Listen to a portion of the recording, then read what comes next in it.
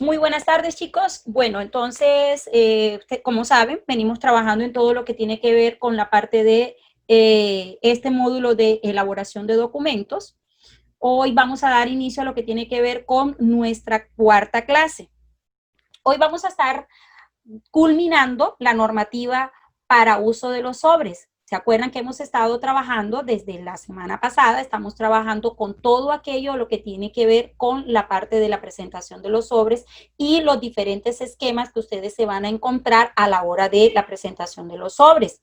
Recuerden que en la clase pasada nosotros estuvimos trabajando con la normatividad y con TED estuvimos trabajando con la normatividad APA. Si ustedes notan, hasta el momento, las normas, cada una maneja su propia distribución de la información.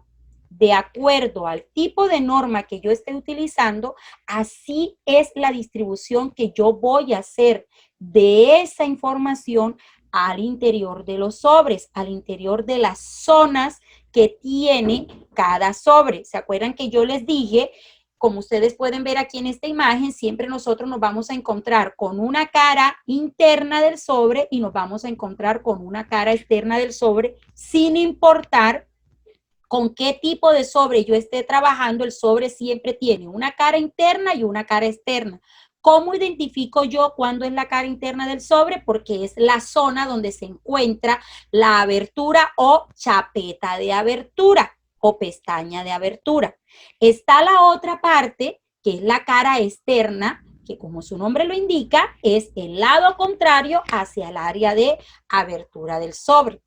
Entonces, hoy nosotros vamos a mirar cuál es ese esquema que maneja el formato Office. Cuando nosotros estamos trabajando con ese esquema del formato Office, nosotros nos vamos a encontrar con que el sobre se divide en dos áreas, como ustedes pueden notar en el croquis que les estoy proyectando en este momento. Entonces, en la primera área, es lo que se le denomina la zona 1, esa zona 1 que está ubicada en el ángulo superior derecho del sobre, en la parte superior, ángulo derecho del sobre, ahí se encuentran o ahí van a ubicar ustedes, cuando estén en su área de trabajo elaborando este tipo de documento, van a ubicar todo lo que tiene que ver con los datos del remitente. ¿Cuáles son esos datos del remitente? ¿Se acuerdan que ya yo eso se los indiqué a ustedes en la clase pasada? El título de referencia, el nombre, es el cargo que esa persona tenga, el nombre de la empresa, la dirección y el lugar de origen de ese documento. Acuérdense que el remitente es quien está enviando el documento, quien da origen a ese documento, ese es el remitente. También nosotros nos vamos a encontrar en esta zona, en este mismo tipo de sobre, que es el de tipo Office, se van a encontrar con una zona denominada la zona 2. Esa zona 2, como ustedes pueden ver acá, donde yo estoy pasando en este momento el cursor, es lo que se le conoce como la zona del destinatario. Y esa zona del destinatario va a quedar ubicada desde el centro del sobre hacia el lateral izquierdo del sobre, desde el centro del sobre hacia el lateral izquierdo del sobre. Entonces, dentro de ese mismo esquema, cuando nosotros estamos trabajando el sobre, debemos estar muy pendientes de lo siguiente. Lo primero, que los datos, al igual que en el remitente, se colocan en bloque. Si ustedes se dan cuenta, este esquema Office se diferencia del esquema Ecomtech porque aquí no dividimos el remitente en zona 1A, zona 1B, sino que lo colocamos en una zona, en una sola zona, ubicado hacia el extremo superior del sobre. Y el destinatario lo ubicamos desde el centro hacia el extremo inferior del sobre, sin importar si es un sobre tamaño carta, sin importar si es un sobre de Manila, la distribución se hace siempre de la misma manera. De eso debemos estar siempre muy pendientes cuando vamos a trabajar esta normatividad, que es la normatividad Office. Entonces, Allá ustedes me van a hacer el favor y en este momento van a hacer el ejercicio que yo estoy proyectando. Si ustedes notan, esos datos que yo estoy colocando ahí son los mismos datos que hemos estado trabajando con los ejercicios de las normas APA y de las normas ICONTET, solo que ahora los vamos a aplicar en la normatividad Office. ¿Con qué finalidad lo estoy haciendo? Que hacia futuro, cuando ustedes estén en su área de trabajo, ustedes puedan repasar este esquema y ustedes puedan aplicarlo de forma correcta. Y también les sirve para que ustedes vayan aprendiéndose. Esto es algo que ustedes deben aprenderlo, deben memorizar, deben mecanizar cómo es cada uno de los esquemas de acuerdo a la norma que ustedes en el momento estén utilizando. Entonces, asimismo, entonces digamos que a grandes rasgos podemos concluir lo que tiene que ver con la parte del uso de los sobres. Lo primero, esas recomendaciones generales que les hago está en el primer esquema, que ustedes van a hacer uso de ese sobre, verificando siempre el color del sobre, la calidad, el diseño. Tienen que estar de acuerdo a la imagen de la organización. Es decir, ustedes no pueden utilizar un sobre rosado si su empresa no es una empresa de diseño, si su empresa no es una empresa cosmética, que ese sea su color oficial para enviarle un documento al gerente de un banco, porque de paso el mensaje que ustedes le van a transmitir va a ser un mensaje errado.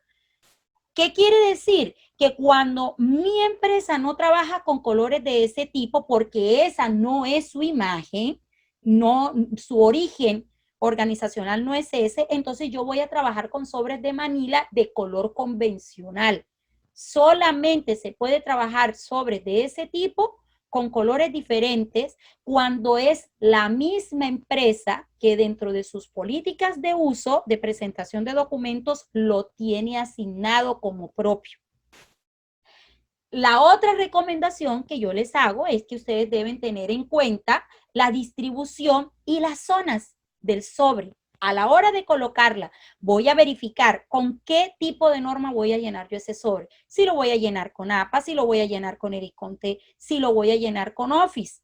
De acuerdo a eso, yo voy a ubicar cuáles son las zonas, en qué zona va el remitente, en qué zona va el destinatario, dónde voy a ubicar cada uno de esos datos, si voy a colocar un logo, dependiendo de el esquema que yo esté utilizando, así va a ser la posición de ese logo, ¿cierto? Así también debo tener en cuenta el tamaño. ¿Qué quiere decir eso, profe? Quiere decir que cuando yo voy a utilizar un sobre, yo tengo que estar muy pendiente de que el documento que este va a contener, que este va a proteger, no se doble, a menos que sea intencional, como en el caso de algunas cartas, por ejemplo, las cartas de solicitud de información, que yo puedo doblarlas y colocarla en su respectivo sobre para cartas. Ahí es porque el documento lo permite. Profesor, ¿y entonces cómo hago yo para saber qué tipo de documento puedo doblar y qué tipo de documento no? En la medida en la que nosotros vayamos trabajando cada uno de los documentos organizacionales, en este caso documentos administrativos, yo les voy a explicar qué documentos se pueden doblar y qué documentos no se pueden doblar. Entonces hay que estar muy atentos de esa parte cuando nosotros vayamos a hacer uso del sobre. Así también lo que tiene que ver con la parte de la impresión de los datos del remitente y del destinatario. Ustedes deben tener en cuenta que yo eso se los explicaba en la clase anterior, que yo el sobre lo puedo hacer, el uso de esa impresión de datos lo puedo hacer de forma vertical o lo puedo hacer de forma horizontal. Y no importa si es Office, si es APA o si es ICONTET. Es la forma como yo quiero hacer la distribución de la información por estética, por belleza. Lo que sí debo tener en cuenta es a la hora de ubicar la información de acuerdo a las zonas, ahí sí debo verificar con qué estilo de norma yo estoy trabajando en el momento. También dentro de ese esquema, entonces, para cambiar lo que tiene que ver con el uso de los sobres, nos adentramos ahora en lo que tiene que ver con la parte de los documentos administrativos. Esta parte de los documentos administrativos, se acordarán ustedes que en una clase anterior, en la primera clase, para ser más exacto, yo les indicaba a ustedes que los documentos administrativos que hacen parte de la organización, nos vamos a encontrar los sobres, que es lo que ya acabamos de trabajar, nos vamos a encontrar las cartas, los memorándum, las circulares, las actas, los certificados, las constancias, el correo electrónico y las hojas de vida. Cada uno de estos documentos que están aquí, nosotros los vamos a estar trabajando. Ya trabajamos los sobres y ahora nos vamos a adentrar en lo que tiene que ver con las cartas. Entonces, así como los documentos administrativos están representados por varios tipos de documentos, las cartas también están representadas por varios tipos de documentos. Antes de decirle cuáles son esos tipos de cartas, pues primero vamos a mirar qué es una carta, a qué es eso que se le conoce como una carta, profesora. Entonces, dicho de una manera muy concisa, muy precisa, una carta es una comunicación escrita. Eso es una carta. ¿Y para qué se utiliza? Pues bueno, se utiliza para que haya relaciones entre organizaciones, es decir, una empresa le puede mandar una carta a otra empresa o a varias empresas según sea el caso, según sea la necesidad de comunicación que esta empresa tenga. Lo otro es que también la carta se puede utilizar para que haya una relación entre la empresa o las organizaciones y las personas naturales. ¿Quiénes pueden ser esas personas naturales, profe? Esas personas naturales pueden ser empleados de la empresa. Esas personas naturales pueden ser futuros clientes de la empresa, prospectos que la empresa tenga para que sean sus clientes o sencillamente personas que han solicitado algún tipo de información de la empresa. Pero ahí se está dando desde la empresa o la organización y una persona natural. Asimismo, también ustedes deben aprender el manejo del lenguaje organizacional. Deben tener en cuenta que algunas empresas o en algunas organizaciones a las cartas no les llaman cartas, sino que se le denominan oficio. Cuando ustedes escuchen esa palabrita de oficio, se está haciendo referencia a una carta. Entonces, seguimos dentro de este esquema. Para yo hacer una carta, yo debo seguir una serie de recomendaciones generales. ¿Cuáles son esas recomendaciones generales, profe, que yo debo tener? Bueno, lo primero que yo voy a tener en cuenta es que la expedición de una carta o un oficio solamente la puede hacer, óiganse bien lo que les estoy indicando, solamente la puede hacer un funcionario o un empleado autorizado. ¿Por qué? Porque esto es el cumplimiento de un acto administrativo. Yo no puedo hacer una carta si yo no he sido autorizado para hacerla. Les coloco un ejemplo. Supongamos que un familiar o un amigo me solicita que le haga una carta de recomendación, que le haga una carta laboral que indique que esa persona trabajó en esa empresa. Y resulta que como yo tengo uso o acceso al papel membreteado y tengo acceso a los sellos, yo llego y le hago el favor a esa persona. Miren el grave error que ustedes están cometiendo. Lo primero, pueden meter en un problema a la empresa porque hacia futuro esa persona puede utilizar ese documento y demandar a la empresa para que la empresa le pague unas prestaciones supuestamente por un tiempo que labora. Y segundo, ustedes están cometiendo abuso de confianza, porque ustedes no pueden hacer ese tipo de documentos si ustedes no han sido autorizados para ello, y mucho menos permitirse hacer una falsificación de una firma, porque eso entonces sería falsificación de documento. ¿Ok? Entonces deben estar muy pendientes de esa parte. Eso es una responsabilidad desde el punto de vista ético y profesional que ustedes adquieren en esta área del trabajo. Entonces, así también, dentro de esa escala, ustedes van a tener en cuenta unas características de redacción y de presentación. ¿Cuáles son esas características de redacción y presentación, profe, que nosotros vamos a tener en cuenta? Lo primero es que el objetivo o los objetivos de las cartas siempre se cimentan en dos grandes esquemas. El primero de ellos es informar. ¿Qué se informa, profesora? Va a depender del objetivo de la carta, la intención que la carta tenga, pero siempre busca informar algo. Eso lo vamos a ir trabajando en la medida en la que vayamos avanzando. De acuerdo al tipo de carga, de carta, perdón, eso es lo que se busca informar. Y persuadir puede ser convencer a alguien de que haga o deje de hacer algo con respecto a la intención que tenga el documento. Entonces, dentro de ese mismo esquema, hay una serie de recomendaciones que ustedes deben seguir. Lo primero, en una carta jamás se trata más de un tema.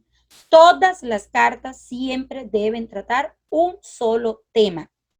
Lo segundo, siempre deben redactarse de forma clara, de forma precisa, de forma concreta y de forma concisa. Pasado mañana, cuando nosotros estemos trabajando la parte de la redacción, yo les voy a indicar a ustedes cuáles son esos elementos que a la hora de redactar yo debo tener en cuenta para que mi carta tenga estas características, es decir, sea clara, sea precisa, sea concreta y sea concisa, ¿ok? Asimismo, yo también debo tener en cuenta que debo usar un tratamiento respetuoso y cortés. ¿Qué quiere decir eso, profesora? Que sin importar cuál sea el mensaje o cuál sea la intención, incluso si es una carta de cobro, que tenemos un cliente que hace mucho tiempo le debe dinero a la empresa, no quiere pagar, aún así yo debo mantener un lenguaje cortés y respetuoso, yo debo saludar, yo debo dirigirme en un lenguaje idóneo a ese destinatario.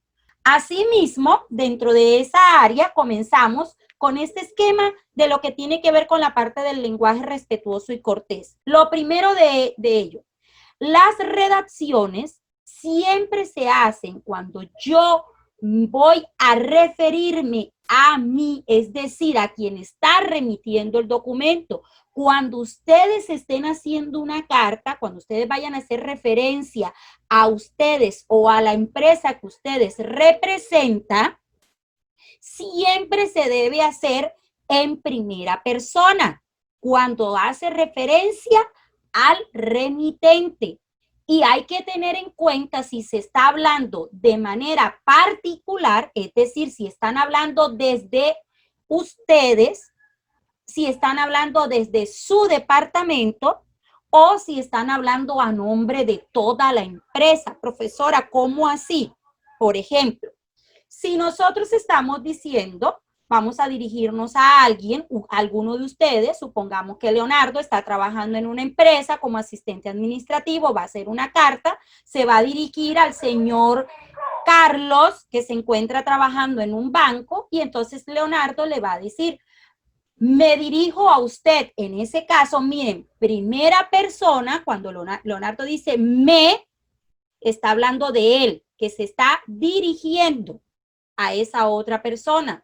Si Leonardo trabaja en esa empresa, supongamos que es Gradesa, y resulta que él no lo va a hacer desde el punto de vista personal o de su departamento, sino que lo va a hacer por toda la empresa, va a decir nos dirigimos. ¿Por qué? Porque está hablando a nombre de toda la empresa, está hablando a nombre de un conglomerado. Asimismo, también cuando ustedes estén trabajando dentro de este esquema, viene entonces, ¿cómo debo yo dirigirme a la otra persona? A esa otra persona yo me voy a dirigir siempre de usted. Al cliente, al destinatario, siempre se le trata de usted. Y se utiliza, según sea el caso, en singular o en plural. Si le voy a hablar a una sola persona, lo voy a hacer en singular, y si voy a hablarle a varias personas de la otra empresa, pues lo voy a hacer en plural. Por ejemplo, si lo fuéramos a hacer con un empleado del banco, nos vamos a dirigir al gerente del banco, seguimos con el mismo ejemplo que les dije ahora de Leonardo, y resulta que Leonardo entonces indica, me dirijo a usted, señor José, gerente general del Banco Bogotá, para hacerle la siguiente solicitud. Miren cómo él utiliza primera persona en el me y cómo se utiliza en el usted la segunda persona, y se hace en ese remitente un lenguaje impersonal. Si Leonardo no fuera a dirigirle la carta al gerente, sino al banco, porque él no sabe qué departamento se encarga, entonces Leonardo va a decir, me dirijo a ustedes, señores Banco de Bogotá, porque Leonardo no sabe a quién le va a hacer específicamente la solicitud. Él no conoce el trámite interno, entonces se dirige a la persona jurídica. Entonces, por eso me dirijo a ustedes. Ahora, si no fuera solamente el departamento de Leonardo, sino que fuera la empresa Gradesa enviándole una carta de solicitud a el banco, entonces tendría que hablar en ambos sentidos, tanto para el remitente como para el destinatario, ambos en plural. Nosotros nos dirigimos a ustedes. Dicho de esta manera, de pronto algunos, ya los que vieron redacción y ortografía, esta parte la deben tener completamente clara. Los que apenas están viendo elaboración de documento y aún no han visto redacción y ortografía, no se preocupen si esta parte de pronto la ven así como que, profe, usted nos está dando mucha información, porque esto lo vamos a hacer paso a paso en los ejercicios que vamos a estar elaborando en clase, ¿ok? Entonces, por favor, no se vayan a preocupar. Aquellos que apenas se están enfrentando con la parte de la redacción, si en el día de hoy de pronto quedan así como que la profe nos dijo muchas cosas y ahora yo no sé cuál es cuál. Esto lo vamos a estar, en cada carta yo les voy a estar recordando cuál es el lenguaje que ustedes tienen que utilizar y cuándo utilizarlo en plural, cuándo utilizarlo en singular, cuándo deben hablar en primera persona y cuándo deben hablar en segunda persona. Entonces, dentro de esta misma escala, también dentro de esas recomendaciones generales, cuando vamos a hacer esas cartas, ustedes deben aplicar un estilo gramatical natural y sencillo y continuo. ¿Cómo así, profesora? Si yo me estoy dirigiendo a un banco, pues digamos que yo contextualizo de acuerdo a ese banco. Si yo me estoy dirigiendo a don Jacinto, que es el señor que trabaja para nosotros en oficios generales, que sé que de pronto don Jacinto no maneja un lenguaje técnico muy grande, pues entonces utilizo un lenguaje de acuerdo al que don Jacinto me pueda interpretar, ¿ok? Entonces uno siempre debe contextualizar el documento. Siempre hay que utilizar los formatos normalizados por la empresa. Por eso les dije, cuando ustedes llegan a una empresa, ustedes siempre deben empaparse. ¿Cuáles son esas políticas de información, manejo y normatividad que maneja la empresa para que ustedes las apliquen? Si tiene formato propio la empresa, si ustedes deben hacer el formato en Word o en cualquiera de los editores de texto que la empresa trabaje, si existe un código de control para cada documento, si no lo existe. Todo eso va a depender de la empresa, porque todas las empresas tienen libertad de creación de políticas. ¿Qué no tiene libertad la empresa? Si la empresa lleva unos manejos de procesos de certificación de calidad, ahí sí tiene que regirse por la normatividad ICONTET. Tienen que distribuir el texto de acuerdo a su extensión. Y por favor, aquí sí que les agradezco que estén muy pendientes. No es que la profe me dijo que del membrete al lugar de origen hay 4 centímetros, que del lugar de origen a la línea de saludo hay 6 centímetros y que de la línea de saludo al cuerpo hay 2 centímetros. Pero resulta que la carta que yo voy a hacer es de 3 líneas y me queda remontada la información en la hoja y se me va a ver fea.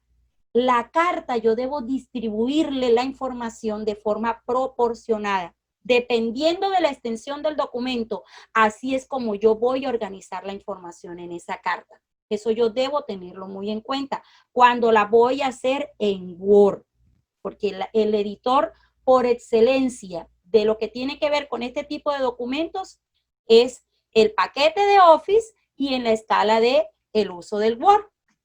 Asimismo, dentro de este mismo esquema, existen diferentes tipos de cartas.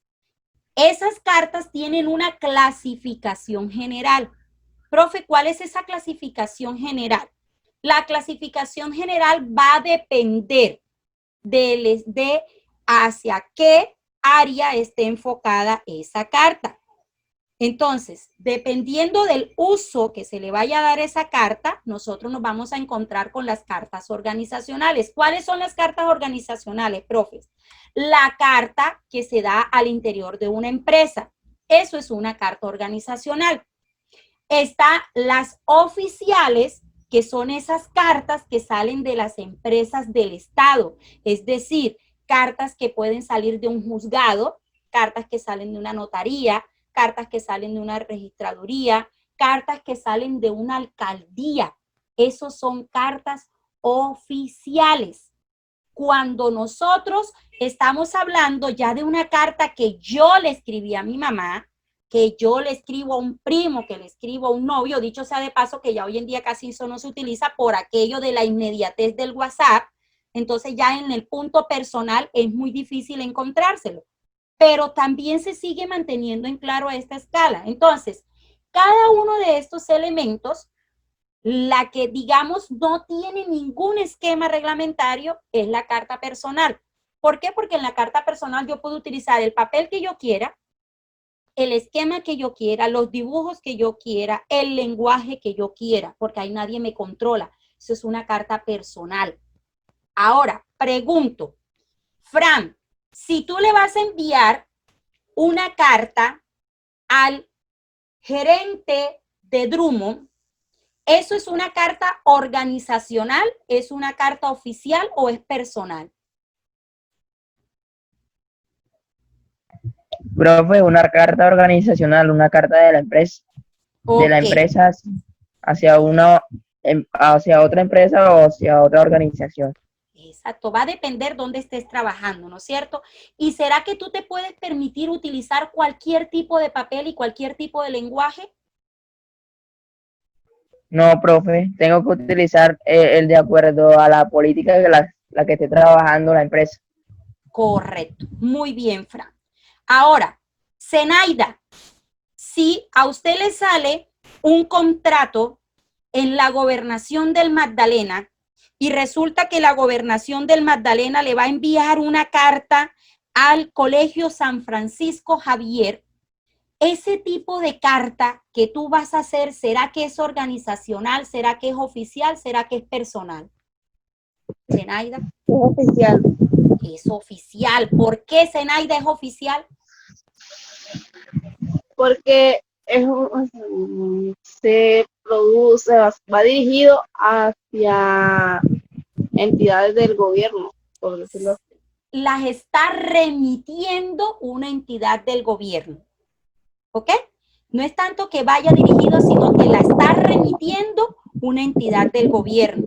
Y por ser una carta oficial, resulta que, ¿se acuerdan que eso yo se los indicaba a ustedes en la clase anterior? Que cuando se tratan de este tipo de informaciones, las entidades oficiales son muy estrictas en este aspecto. Las entidades oficiales manejan sus propios esquemas, manejan sus propias reglas, su propia normatividad para expedir los documentos y va a depender de cada departamento. Por eso yo les decía que si a ustedes les llega a salir trabajo en el área oficial, a ustedes les van a hacer una capacitación especial porque las entidades oficiales manejan sus propias reglas. Ahora, está dicho, si yo voy a hacer una carta para mi familiar, para mi abuela, Libardo, pregunto, ¿será que obligado tiene que tener un papel membreteado si le vas a hacer una carta a tu abuelita? No, ¿Por qué, Libardo? porque es una carta personal. Ok, ¿y puedes utilizar cualquier tipo de lenguaje? Pues se dirige a, no sé, pues, No sabes. Profe, Sí, al que ella se le puede adaptar o al que esté a ella, acorde a ella. eso, Loraine, de acuerdo a la forma como yo me comunico con mi abuela, la forma como yo quiera dirigirme a ella, como esté acorde a ella, como sea mi relación con ella, ¿ok? Esa es la parte que yo quiero que le quede claro a ustedes, que dependiendo del tipo de documento, así es el lenguaje que yo voy a utilizar, ¿ok? Listo, pues seguimos entonces acá, mis hijos. Entonces, dentro de esta área, así como yo tengo, miren que les indiqué acá, ¿no? Tenemos unas un tipo de carta. Las cartas tienen una clasificación general, organizacional, oficial y personal, de acuerdo a la intención del documento, de acuerdo al escenario del documento, así va a ser la clasificación general de esa carta. Pero a su vez, cuando nosotros estamos tratando con las cartas, también nos vamos a encontrar que los documentos o las cartas organizacionales, que son esos documentos administrativos, tienen una división. Y esa es la que nosotros vamos a comenzar a desglosar desde hoy. Nosotros dentro de las cartas organizacionales, que son documentos administrativos, nos vamos a encontrar cartas de agradecimiento. De pronto, usted quiere agradecerle al gerente del Banco Bogotá porque le ayudó a que la gestión de solicitud de crédito se hiciera mucho más rápido. De pronto, queremos agradecerle al gerente de Gradesa por habernos permitido llevar a cabo un seminario taller al interior de. Esas son las cartas de agradecimiento. Hay cartas de solicitud. Yo puedo hacer una solicitud de información. Yo puedo hacer una solicitud de beca. Eso lo vamos a ir viendo. Yo puedo hacer una solicitud de aclaratoria. Voy a hacer una carta de felicitaciones. Podemos encontrarnos dentro de este mundo administrativo una carta de recomendación que no es lo mismo que un certificado. Esa parte quiero que nos quede clara. Una cosa es una carta de recomendación y otra cosa muy distinta es una certificación laboral. Son dos cosas totalmente diferentes y ustedes cuando lo elaboren en su casita se van a dar cuenta de ello. Una carta de invitación y las cartas laborales que son las más extensas, porque dentro de las cartas laborales ustedes se van a encontrar solicitud de vacaciones, aprobación de vacaciones, reintegro, solicitud de permiso laboral, un despido justificado, una culminación de contrato, una renuncia voluntaria o una renuncia forzosa. Vuelvo a aclarar, por favor, no se vayan a sentir así acosados con todo esto que yo les estoy indicando aquí, porque cada uno de estos elementos lo vamos a ir trabajando día a día, vamos a ir trabajando cada uno de estos documentos. Entonces, dentro de este mismo esquema, así como nosotros, como yo les mostré, les indiqué que los sobres tienen unas partes, que la hoja de papel tiene unas partes, pues la carta también tiene un esquema, tiene unas partes y lo vamos a mirar uno a uno dentro de esta área. Entonces, miramos cuáles son esas partes a nivel general y después yo les voy a ir diciendo qué características tiene que cumplir cada una de esas partes, ¿ok?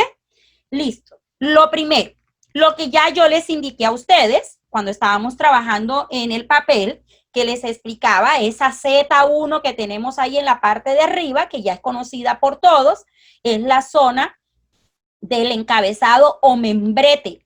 ¿Se acuerdan que yo les explicaba que ahí debe ir el nombre de la empresa? Si la empresa tiene un logo, va a ir ubicado en esa zona. Si la empresa tiene un acrónimo, va a ir ubicado en esa zona. Si la empresa tiene algún eslogan, va a ir ubicado en esa zona. Profesora, si la empresa no tiene logo, ni eslogan, ni acrónimo, ¿qué debe ir por obligación? ¿Qué jamás puede faltar en el membrete? El nombre de la empresa y el NIC. Esos son elementos que jamás pueden faltar en un membreteado de una carta. Ahora, no todas las cartas se membretean. Cuando nosotros estemos trabajando con los tipos de cartas, yo les voy a explicar a ustedes cuáles cartas se membretean y cuáles cartas no se membretean. Asimismo, como tengo una zona 1 dentro de ese papel, también me voy a encontrar con una zona 2, que es lo que se llama el membrete o pie de página, que ya ustedes lo conocen porque yo se los indiqué en la segunda clase que tuvimos. Hoy lo que estoy haciendo es adentrarnos a nivel general. Y la zona 3, que es la firma y el recibido. Eso es con respecto a cómo adecuo yo el papel cuando voy a comenzar a redactar esa carta, ¿cierto? Ahora sí, comenzamos entonces en lo que tiene que ver con la parte interna.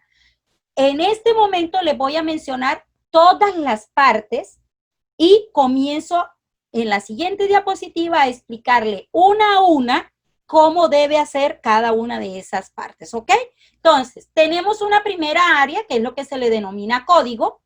Tenemos otra área a la que se le denomina lugar de origen de ese documento, es decir, de dónde salió. Tenemos los datos del destinatario, tenemos el esquema de lo que tiene que ver con la parte del asunto de esa empresa, tenemos la línea de saludo, el cuerpo del documento, que es donde va todo el contenido de la carta, es decir, el mensaje general que uno quiere enviar, la redacción general. Después viene la línea de despedida, después los datos del remitente y por último tenemos las líneas especiales. Entonces, si ustedes miran, cuando yo coloco los datos del remitente, ahí yo les digo que ellos tienen una serie de elementos que es el título, el nombre, el cargo, el nombre de la empresa, la dirección, la ciudad y el departamento. Y en las líneas especiales tenemos la parte de las notas, los anexos y las copias, ¿ok? Voy a comenzar a explicarle uno a uno cada uno de estos elementos y qué pueden hacer ustedes en esa área y qué no pueden hacer, porque eso hay que estar muy pendiente. ¿Qué se me permite a mí dentro del esquema, de acuerdo a la normatividad de Incontec, y qué no se me permite, ¿ok? Entonces, dentro de esa área vamos a arrancar con lo primero, que es el código. Profe, ¿por qué no arrancamos con el membrete? Porque el membrete, ¿se acuerdan que ya eso nosotros lo trabajamos en una clase anterior? Y ya yo les expliqué en esa clase anterior qué debía llevar un membrete y qué no debía llevar, cuál debía ser la extensión, cuál debía ser el tamaño del membrete, cuál debía ser las medidas, de dónde a dónde debía abarcar, ¿no es cierto? Que tenía un encabezado, que tenía un pie de página y que tenía una zona 3, que es el área de no escritura. Ya esa parte yo se las expliqué. De hecho, hay estudiantes en la sala que ya lo vieron en la asignatura de redacción y ortografía y en la asignatura de organización de documentos. Entonces, ¿qué es el código, profesora? ¿A qué hace referencia esta parte del código? Entonces, lo primero que debemos tener en cuenta en esta parte de lo que es el código, es que el código es un sistema convencional, que es opcional de cada empresa tenerlo o no tenerlo. No todas las empresas manejan un código interno de manejo de información. Lo que sí es obligación que las empresas tengan son los códigos de radicado de documento, eso sí, que son diferentes a este código del que yo le estoy hablando.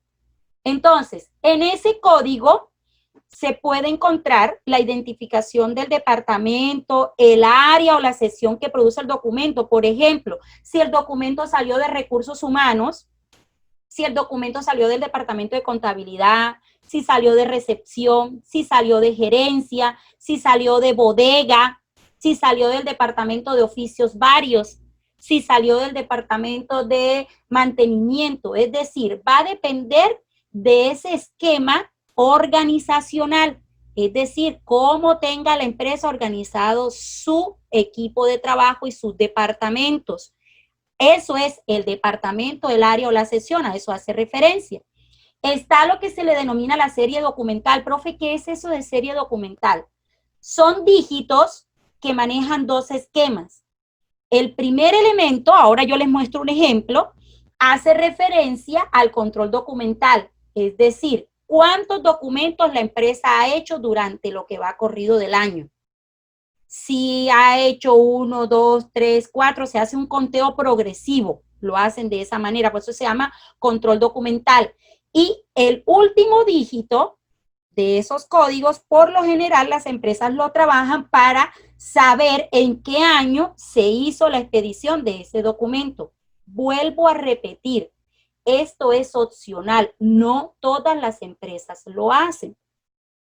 Ese esquema, por eso los códigos pueden tener una identificación numérica solamente o pueden tener una identificación alfabética solamente y la más usada es la alfanumérica, es decir, que mezclan caracteres numéricos con caracteres alfabéticos. Ahorita yo les voy a mostrar un ejemplo. Entonces, profe, ¿de qué depende que la empresa tenga o no tenga código? Y que utilice este tipo de esquema que usted nos está mostrando, el numérico, alfanumérico o alfabético. Va a depender de la política interna de cada empresa. ¿Cómo se hace ese esquema, profesora? Siempre se hace, si el papel no es membreteado, se trabaja a 4 centímetros o 3 centímetros desde el ángulo superior de la hoja, es decir, desde esa puntita que tiene la hoja en la parte superior, aquí donde yo les estoy mostrando el cursor en este momento, se trabaja desde ahí, o si no, se trabaja desde la punta donde culmina el membrete, una interlínea desde la punta del membrete, se baja y a partir de ahí se coloca el código. Ese código se puede colocar en el bloque extremo, que se acuerdan que ya yo les expliqué cuáles son los estilos, ¿no es cierto? ¿Se acuerdan esto que yo tengo acá, bloque extremo, cuando tenemos la información ubicada en todo el ángulo izquierdo de la hoja de papel? Miren, donde yo tengo en este momento la flecha roja, en el esquema que les estoy mostrando a ustedes, que hay una liniecita negra, ese es el área donde debe ir el código. O también me puedo encontrar dentro de ese mismo esquema el estilo bloque o semibloque. Ese estilo bloque, semibloque, cuando estoy trabajando el documento con ese estilo, el código va a estar ubicado hacia el lado derecho del documento. Siempre va a llevar ese esquema. Veamos entonces acá un ejemplo con respecto a esta parte. Miren que ustedes ven ahí, ¿se acuerdan que les dije, no? Que un código puede tener un componente numérico, un componente alfabético o puede ser alfanumérico. En este caso estamos hablando de un alfanumérico. Estamos hablando que las dos primeras letras hacen referencia, en este caso RH, dependencia de recursos humanos. 01 porque se supone que es el primer documento que esa empresa está produciendo en el año 2020. Entonces, número de documentos expedido en ese año. Y el 20 hace referencia al año en que es expedido el documento. Profe, la empresa puede ser algo como que solamente coloquen C, que es código, y sencillamente haga 0120. Sí. Es decir, la empresa crea su propio esquema de identificación cuando se trata de este esquema. La empresa va a definir cómo va a ser su esquema de identificación. Asimismo, también, cuando nosotros vamos a estar trabajando dentro de esta área, nos vamos a encontrar con lo que tiene que ver con el lugar de origen. Miren, ya tenemos dos esquemas dentro del documento. Tenemos el código y tenemos el lugar de origen. ¿Se acuerdan que les dije que el código es opcional? En el caso del lugar de origen es obligación que el documento lo tenga. Entonces, ese lugar de origen maneja unas reglas, maneja unos lineamientos que son obligatorios seguirlos. Profesora, ¿cuáles son? El primero, siempre va a comenzar por el lugar de origen. Siempre, que puede ser una ciudad, que puede ser un municipio. Siempre lo voy a hacer con mayúscula inicial. Y una vez ya yo he colocado el lugar de origen, entonces voy a proceder a colocar el departamento con mayúscula inicial también. Y entre estos dos campos, es decir, entre la ciudad o el municipio y el departamento, lo voy a separar con una coma. Una vez ya yo he colocado ciudad de origen, he colocado el departamento, voy a colocar el día y lo voy a hacer en números. Aquí no se pueden colocar letras a la hora de colocar el día. Voy a colocarlo en números. Ahora yo les voy a mostrar un ejemplo.